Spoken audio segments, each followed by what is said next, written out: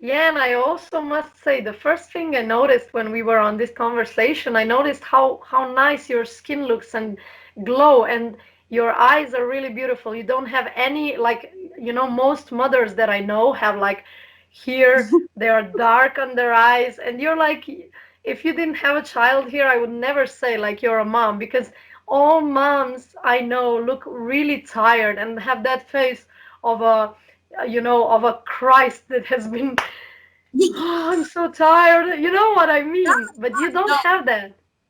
Oh, well, thanks. Your skin looks just like glowing too.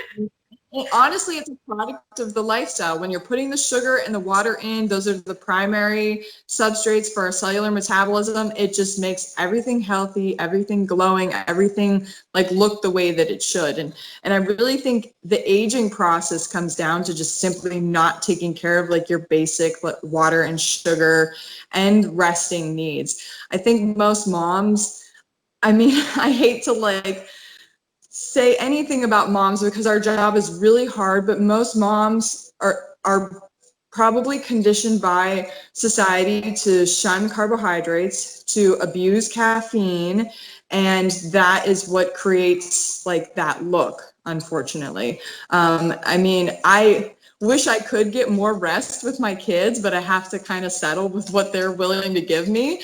And then the rest is just the lifestyle. Yeah, yeah, and you can see that on your face. So this is a 5,000 calorie glow. So if you want to glow like this, you need to pound in those calories.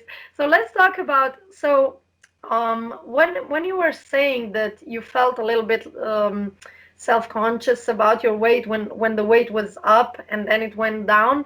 So how did you find the strength to shut down everything else and to really go, look, I'm going high carb, I don't care, I'm just gonna, what made that difference? Or do you know what I'm trying to ask you? Yes, absolutely. Because I think I've made a video about this because Oh I yeah. did the question a lot.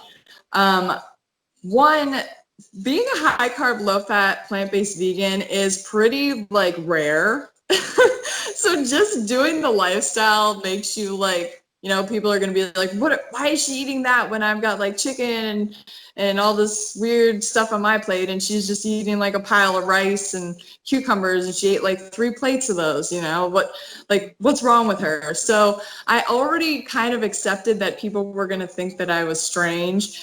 uh, and then I think the rest of it was just, it's part of honestly the transformation process of this lifestyle is mentally, you have to change what you're thinking, even about yourself. Because if you're going to just like slosh around in this like self pity of like, poor me, I'm fat now, like I can't do anything with my life because of the way that I look, like that is the biggest mistake that can be made.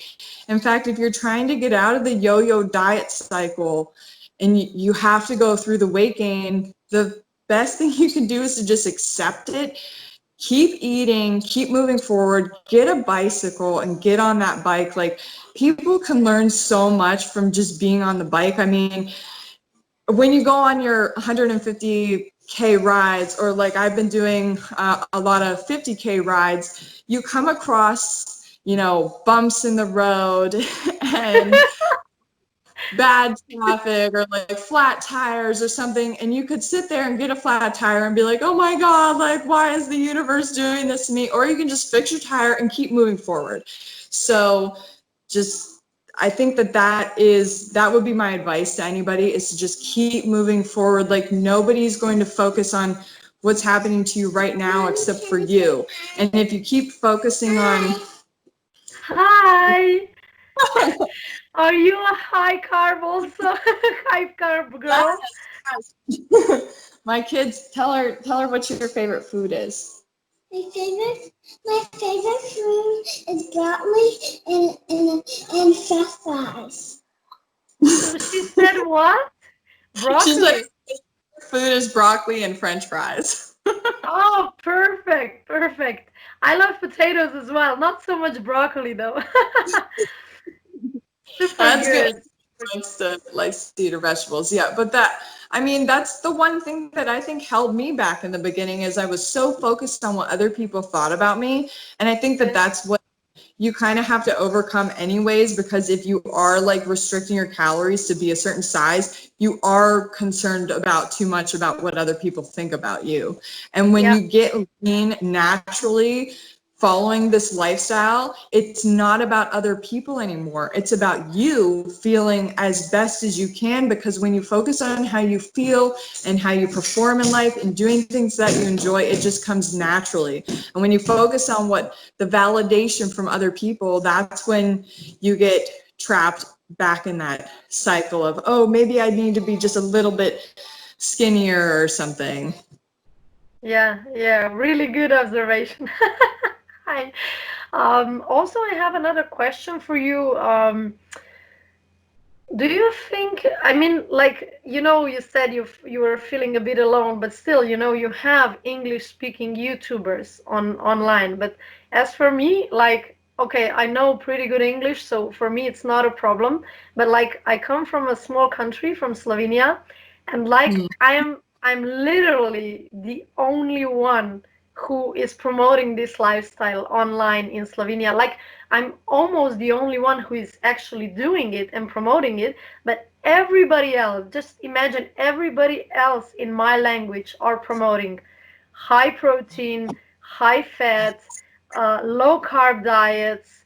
Vegan diets are dangerous. They're promoting calorie restriction, severe calorie restriction. You have a lot of girls that are very popular now on Instagram that have like 30 or 70K of followers, which is a lot for my country, Mhm. and they're just like promoting this fit academies or fit challenges or stuff like this. And I saw them because my clients or their former clients, and they send this to me, and I was just looking, oh my God, how little calories is this? This is just like, it's like food for a 5-year-old. It's horrible. Like the How meals many are like this.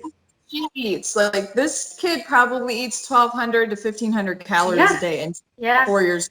Do you imagine a grown woman that has all the reproductive cycles that has to happen? And it's not just a little calories.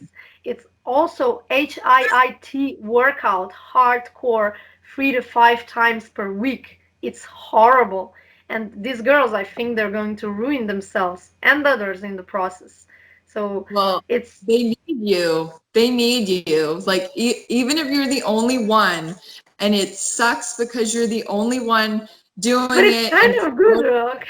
you have to be there to pick them up when they can no longer continue what they're doing. Because I think that's the worst thing is when you're in that industry and it's like a clique, everybody's doing it, everybody's doing the supplements and eating the low calories and doing the workouts. And then you can't do it anymore and you get outcasted. Like they need you, to say like, hey, like here's the way to go now. Like you have to Yes, and you will be surprised how many people you end up helping by having your channel. Like it's incredible. yeah. I'm inspired by you. Like every time I see someone overcome the dieting BS and come onto this lifestyle, because unfortunately we're rare. Like not a lot of people are willing to go through this process because it is hard. Like you have to change everything. And when you it's kind of like an undoing process though, where you're getting back to like how you were as a kid, where you just played and then you ate um and it was just really an enjoyable process that you didn't even think about. Like my kids inspire me all the time because they just people tell me all the time, you can't have vegan kids, they're unhealthy. My kids naturally have always gravitated towards high carb foods. They do eat a little bit more fat just naturally. They're growing, they have high metabolisms, like they're not overweight or anything. But I think it's interesting to see just how like intuitively a human that's been non-conditioned chooses to eat. Yeah, And yeah, I know, I know. and You know what I remember from my childhood actually? I was eating sugar with a spoon. I was like sneaking. I was a child. I was reading a lot. I really like to read and to study and to question everything. I'm still like this, but I remember that I loved sugar and I love things from flour. I was crazy about bread. I was crazy about sugar. The only thing that actually screwed me over, which is why I had a lot of digestive issues like you, was dairy. Dairy was like my biggest issue. I was like addicted to cheese. So I think that that is why, and I wasn't drinking enough water. So if somebody told me, like as a kid, if somebody told me, Spela, stop, you're having these problems because you're eating all this cheese clogs you up, stop eating this, eat more sugar, drink more juice, drink more water, and you'll be feeling perfect, I know I would change like this. And I think Yeah. that when you're adult, the biggest problem with adults is that we are so freaking brainwashed that we don't accept the truth when it's just right at our face, because children are so much different. When sometimes I'm doing lectures for children about like animals and about health, and they get it instantly and they ask, why do we drink milk then, at the second, and the older dudes are just saying, show me the studies, show me the studies. Why should I show you the study that it's not good for you to eat from another animal? It's just so Yeah. weird. I know. And for a Weird. child, they just get it. I mean, it took very little for me to teach my 4-year-old that animals aren't food. Like she just got it right away and has never like asked to eat an animal. She'll see people eating them and she'll be like, ew, like what is that? Like why are they eating that? And she just, if they have cheese, she's like, I want my vegan cheese. Like she knows, and she'll ask if something's vegan. Like she doesn't want to eat anything else, and I think it's wonderful. Like everyone always told me, oh, you're going to have problems, like your kids are going to want to eat other things, and if they get older and they're not under my roof anymore and they want to experiment, that's on them, but I'm at least creating a healthy foundation for them to always have to return to. So how does your lifestyle, let's say, show in comparison? Because you probably have like omnivore people around you. So how does your lifestyle, does your husband eat the same? I don't know, how is it? My husband, he he's not vegan, but he Okay. certainly eats way more vegan meals than he ever has, and he's been transitioning to a plant-based diet. But I've learned that with people in my real life that unless they want to go vegan or vegetarian, like you can't make them. You can give them the information, you can give them the tools, and they have to do it themselves. My brother actually just went vegetarian. He was like your standard American chicken wing eating dude, and him and his girlfriend were like, okay, we're just gonna go vegetarian. And I was like, all right. And they send me their meals, and I think it's great.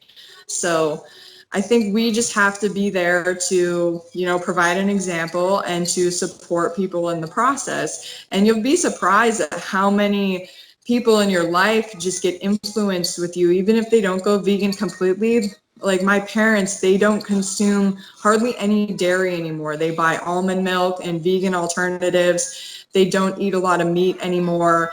So it's incredible, like the impact you can have on other people when you're just living a healthy life yourself.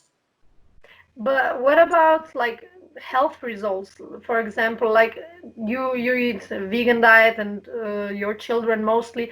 Like how are your children in comparison to other children? Do you see any difference? Like, for example, I think that probably other children have like a lot of clogged up nose from dairy and stuff like this. Do you see that?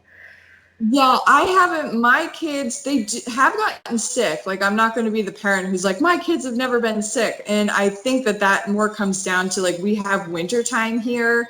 And so there's a long period of time without sunlight. And, they're in public places. Like, my daughter just started preschool this past year. And then I was going to a gym that would have childcare, and they'd kind of pick things up from other kids there. But other than that, I mean, they haven't no ear like ear infections, Yeah, yeah, yeah. nothing that they can't get over on their own. Like they've never had to have like medications or just overall they're really healthy. We really don't go to the doctor. In fact, I went to the doctor one time for my 4-year-old because she had some kind of like throat thing going on, and they told me, oh, we don't even know what's wrong with her.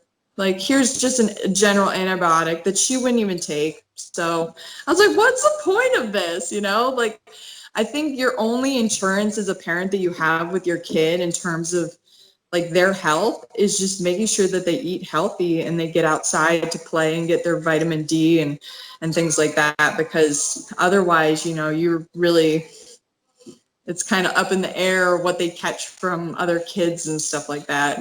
But the key is like how they recover is what I've learned, because you, even with the like the coronavirus thing going around, like there's not really much you can do about it other than making sure that you as a person are just practicing, you know, good health measures every day. And that's kind of subject to all kinds of things that people say, like, well, let's fast for health, or let's just eat green vegetables, or let's do all this crazy stuff instead of, when you go into the hospital, I always try to make this point with people. And if you need to be on an IV, you need an IV bag because you're dehydrated or you're sick, it contains water and sugar and some salt. But water and sugar, like if sugar is so bad for people, why do they put it in an IV bag? Because we need it to be healthy. So, Yeah, exactly, exactly. I also want to ask you, let's rewind back to your weight loss journey, because this will be the focus of this video still, because this is going to be, I'm doing a video on high carb Hannah. She is restricting again. Um, but I wanted to ask you, so when your weight, you were at the highest weight and then you plateaued. I want to know when you were going down, was this like how fast was this process? I want to understand because I want to tell other people like be patient and stuff like this. So how did this go? Okay. Do you remember the question or should I repeat it, please? yes, I do. Now that's what happens when you're carved up. You just, your brain functions so much Yeah, better. yeah, yeah, yeah. So true. When I first got on YouTube, I was pregnant with my daughter Lily. And I remember making a video where I was talking about my weight loss, because at that time I was pregnant with her in 2015 and I started this journey in 2012. Okay. So that was 2 over years. 2 years. I Yeah. don't think it, no, it was over 3 years. Yeah, because Okay. it was March 2012 and then I had her November 2015. So yeah, it had been 3 years. And by that time I had basically gotten back down to like my healthy like BMI for myself. I think it was probably like a 21 or a Okay. 22, which is kind of like stuck around. Now it's starting to go down a little bit more, probably because I'm 2 years postpartum. Because I think when you have children, you gain weight naturally to support the pregnancy, and then you, at least for my genetics, I end up holding a little bit more water retention when I'm breastfeeding to Okay. help ensure there is fluid, enough fluid for the baby. And I think too, during that time, you know, you have to, at least for myself, I've always had to make sure I was eating enough calories. And sometimes I wasn't, so that would, you know, trigger that adaptive thermogenesis. That can get triggered so quickly. I mean, the second you aren't supporting your body's calorie needs, whether you're a breastfeeding mom or you're an athlete or just, you know, just not eating enough in your daily life, you trigger that adaptive thermogenesis and you stop, you know, your body's ability to like lose body fat during that time, and you kind of slow down the rate at which you would be losing body fat until you bring those calories back up, you put a little bit of weight on, and then you can start the process again. So it had taken me about 3 years to get back down to like my kind of standard level of leanness based on my genetics. It's so funny because people are like, you're not as skinny as Freely. It's like, well, Freely's never had children. She had Harley as her coach. Like they're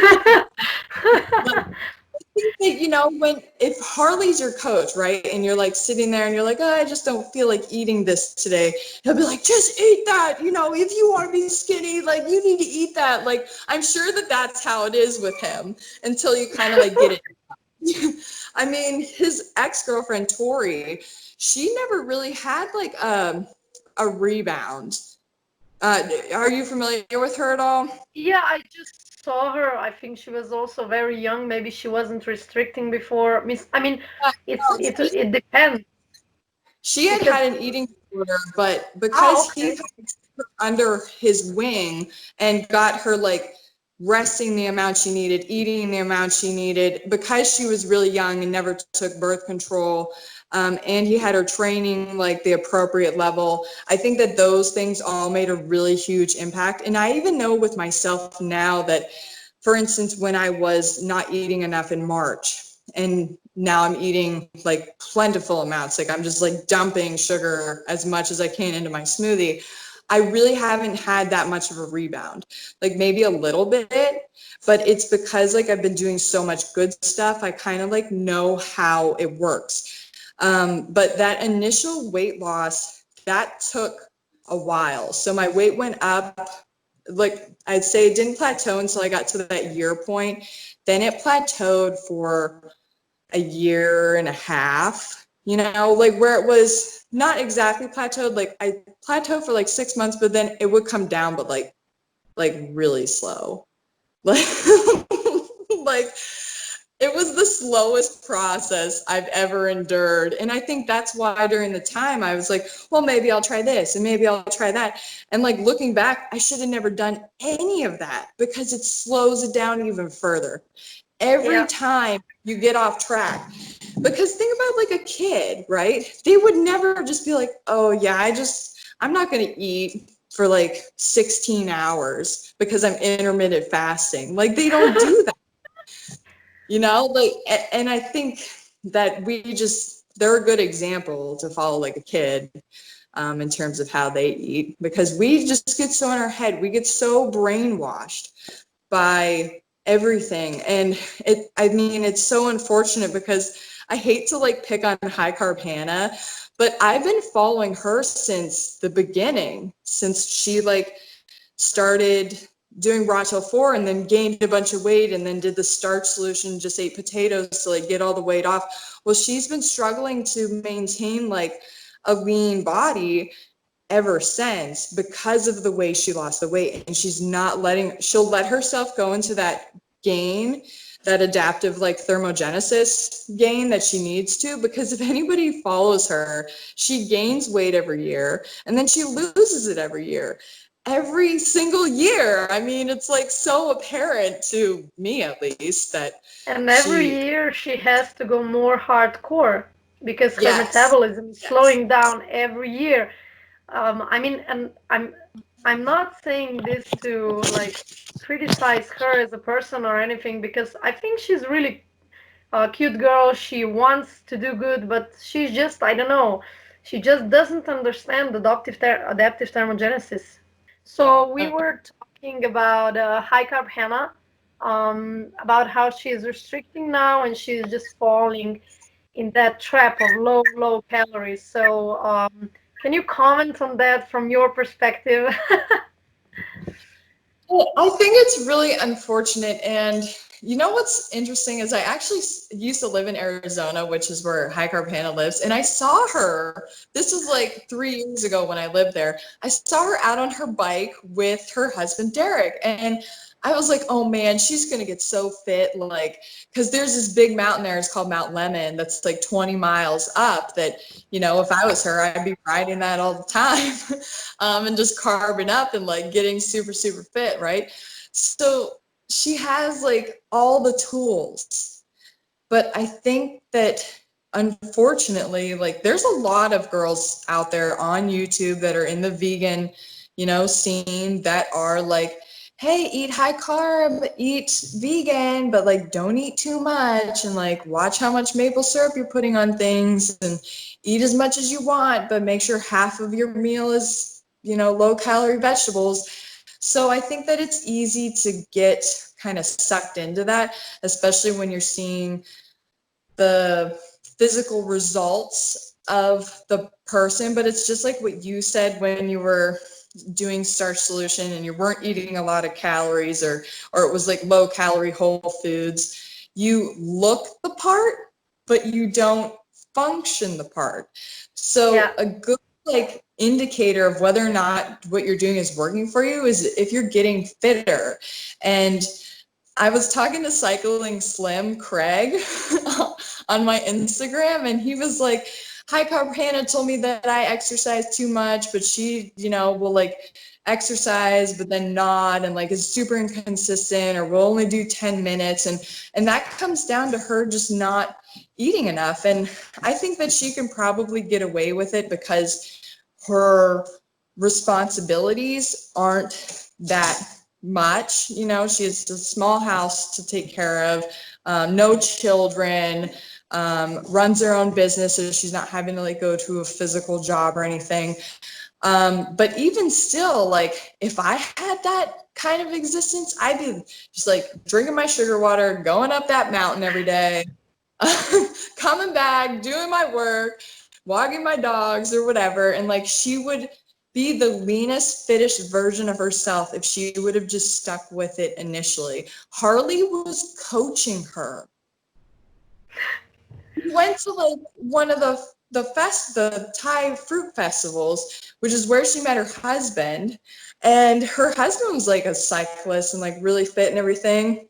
And Harley was like, "Yeah, you're eating too much fat. Like it's not helping you." She blamed the fruit and her channel got big from dissing the Raw Till 4 diet when Harley and Freely were together, and their channel was really big. And then she kind of like fed off of that and she's got like, in an hour, she had like 10,000 views on one of her videos. So it's like, holy crap, like her audience is huge. And these people, like, how are they not questioning, like, hey, hi, Carpena, why are you always having to like lose weight again? You Because they're know? undercarved like she is. That's the Yeah. biggest issue, because when you're undercarved, I can tell from my own experience, you don't connect things so well. You don't see the contradictions. Because now I see when Harley was saying, when you're carved up, you're going to see every contradiction and you're not going to be afraid. But on the other hand, when you're under calories and everything, you don't even if you think that something is wrong, you will not speak up. Only carved up people speak up. And this is what Yeah. I understand now. But the issue is, so would you say that when I'm seeing all of this, I think that this stuff happens also because of poor education? Because as for me, I'm like this kind of person. I can't just follow somebody. I really need to understand things. And the only reason I saw Freely before I saw Harley. I didn't know about Harley until like 3 months ago. I saw everybody else, like John McDougall and everybody. I didn't know about Harley. I knew about Freely. But you know why Freely never convinced me? But because she was not so good at explaining why and explaining how. And what I liked about Harley was that he explained and he gave me the resource where I could study the thing. I didn't start his thing until I checked Ansel Keys' experiment and until I checked all the things that they match, and then I started. And I think that a lot of people would insist in that process if they really understood, like point by point, like now you're gaining weight, this is adaptive thermogenesis, don't you dare like train too much and eat too little. You better eat more and train maybe a little bit less or a little bit moderate, just so you don't get back into that starvation mode. Like you said, for example, like when I was going on my 150-mile ride, I knew I had to carb the shit up. And I was like, I had, I think, half a kilo of sugar with me. I had a lot of dates. I ate 25 bananas then in that day, and I was just eating, eating, eating, and it wasn't enough because the ride was so intense that I couldn't eat as much as my body needed. But I still recovered pretty fast. Like it was 1,000 meters of um, difference and 150K, and it was quite hot, so we were drinking also a lot, but I had the pain in my legs just the next day. And so we went on Saturday, and I had the pain in my legs only on Sunday and Monday, as if I was never cycling on Saturday. That was the big difference, you know. So I think that if people really understood point by point what they shouldn't do, like if somebody was guiding them, this process would be faster. And also what you mentioned, I was looking some other channels like Alice Olivia and stuff like this. I noticed that girls that were taking contraceptive pills and the girls that were losing their periods because of their diets made a really much worse rebound. Because I think, I mean, I don't know how much I'm going to go up, but I never like blew up like you did. And I'm eating a lot of sugar, like 1 kilo per week maybe of white sugar, and I'm just like eating a bunch of food. But I never like, I am more puffy, but I never like, my face never got like round, like from Freely or like from Alice Olivia, because I saw Alice Olivia, she was like a pumpkin with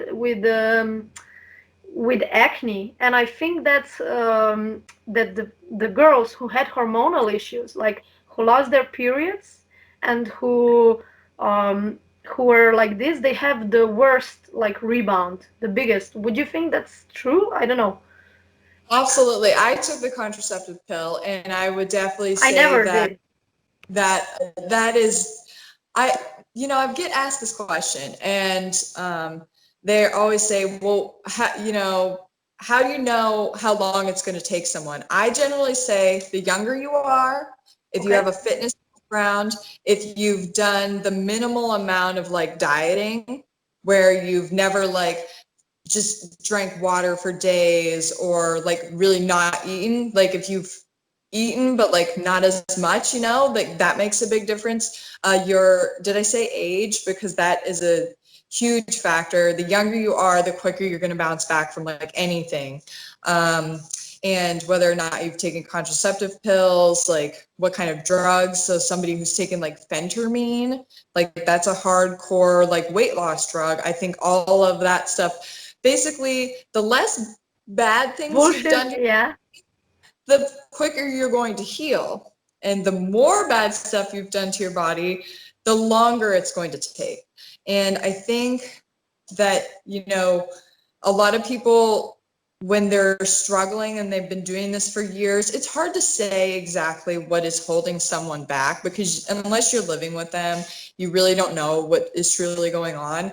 But I think in general, anybody will get the results. They just have to be consistent. And I always tell them to like focus on your fitness, like not, if you're on a sports team, you're not going to be overtraining, but you're not going to be undertraining. You're going to be doing some training every day to support your body and just getting fitter and stronger. And then you're eating to support that. And then that's all you have to do. And then just like wait it out. And over time, just like with a sport, you get better at it and you get fitter, and it gets easier. And I think a lot of people, they fail to kind of get the results, one, because they're impatient. Patience is a virtue. If you can just stick this out, like, you will be awesome. And I get so excited when I'm working with a client who, I can think of this one girl in particular. She had such like a mental block behind like eating, like, or eating cooked food or something. And as soon as she overcame that, she just like blossomed. And it was so wonderful to see. But then, she's like, but the weight gain. And I'm just like, just don't worry about it. Keep moving forward and you will get to where you want to be. Like, you can't stay big on this lifestyle. Like nobody will long term unless you're doing things that are promoting that, like Sabotage. eating too much fat and protein, not sleeping enough. That's a This big is a one. huge one. That's a huge one.